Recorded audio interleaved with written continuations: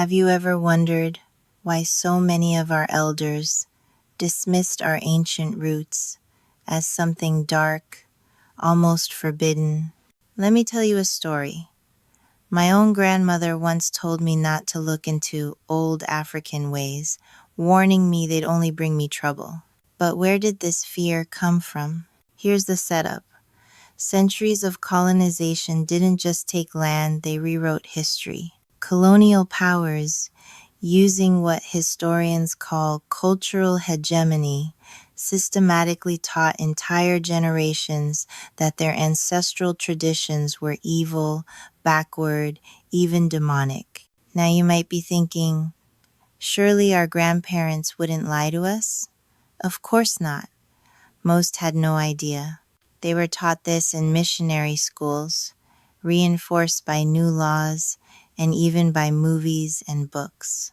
Imagine being told every day that your own name, beliefs, and stories were the work of the devil. This is the conflict. With each generation, the distance from our real legacy grew. The psychological term for this is internalized oppression. When people absorb negative stereotypes about themselves so deeply, they begin to believe them. But here's the resolution. We're not doomed to repeat this cycle. By digging into our past, we can uncover the truth that was hidden, reclaiming pride, not shame, in our origins. Let me paint a picture for you.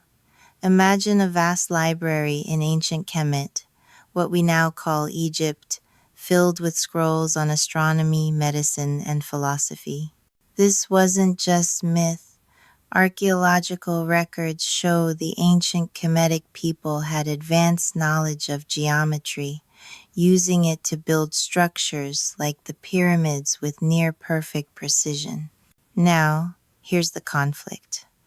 Eurocentric colonizers saw this knowledge, coveted it, and decided it was too valuable to leave in the hands of those they wanted to control. Ever heard the term cultural appropriation?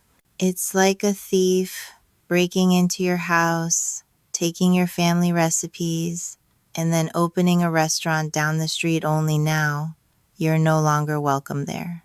Listen to this.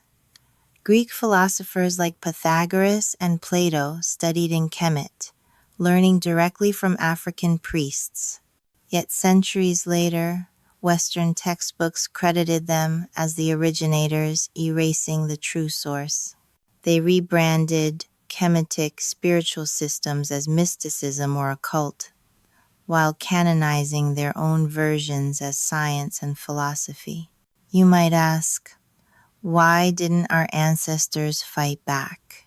The truth is, they did through secret societies, oral traditions, and coded art. But systematic erasure, enforced by both sword and scripture, made resistance nearly impossible on a global scale. The good news? Recovery is possible. We're seeing scholars now use decolonial historiography, a fancy term for rewriting history from the ground up, using African voices. The more we reclaim, the more powerful our story becomes. So where does that leave us today?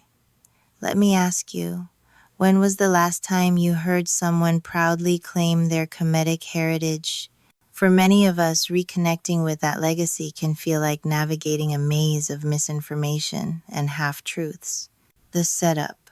We're living in an era of information renaissance, where digitized papyri and archaeological breakthroughs let us see Kemetic achievements for ourselves. Hieroglyphics, those symbols once dismissed as pagan nonsense, are now recognized as one of the earliest written languages, deeply sophisticated in both structure and meaning. But here's the conflict.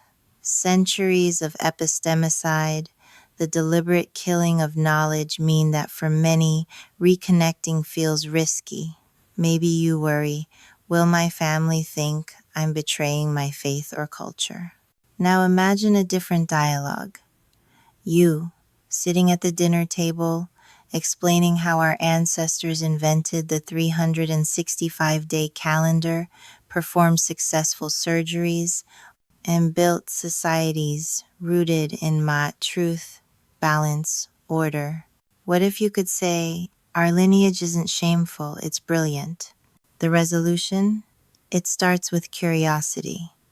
By seeking out Kemetic texts, sharing stories, and rejecting old colonizer-planted lies, we honor our true history. And as we do, we reclaim not just our past, but our future.